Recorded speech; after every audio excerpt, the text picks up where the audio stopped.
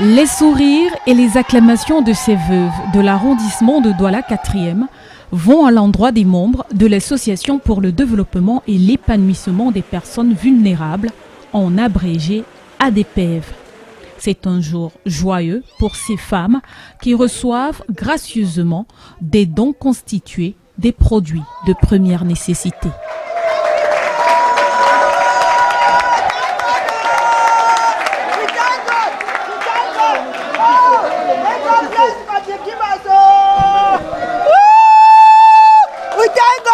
God bless you not plenty. In the name of Jesus, we are so happy.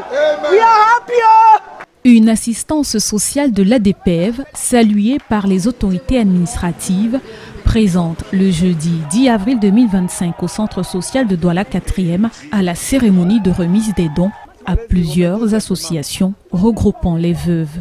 Nous connaissons toutes les conditions de veuves, comment est-ce qu'elles sont traitées après le décès de leurs époux. Et je vous assure, ce n'est pas évident parce qu'au fil du temps, elles se lassent, elles manquent des fonds pour pouvoir mener leurs activités. Nous disons encore merci à ADPEV et nous les encourageons à revenir sur le terrain et à multiplier des actions pareilles, pas seulement remettre des denrées alimentaires, pourquoi pas financer les femmes dans leurs différentes activités. Je voudrais encourager une fois de plus les membres de l'association ADPEV parce que les missions qu'ils se sont déterminés sont très très nobles.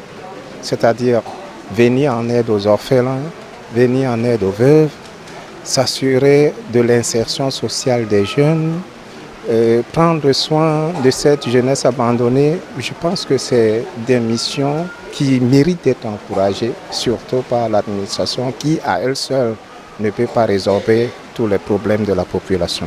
La réinsertion sociale des orphelins et des veuves, la promotion de l'esprit entrepreneurial, de créativité et d'innovation, l'aide aux personnes vulnérables sont là quelques missions de l'ADPEV qui ne comptent pas s'arrêter en si bon chemin.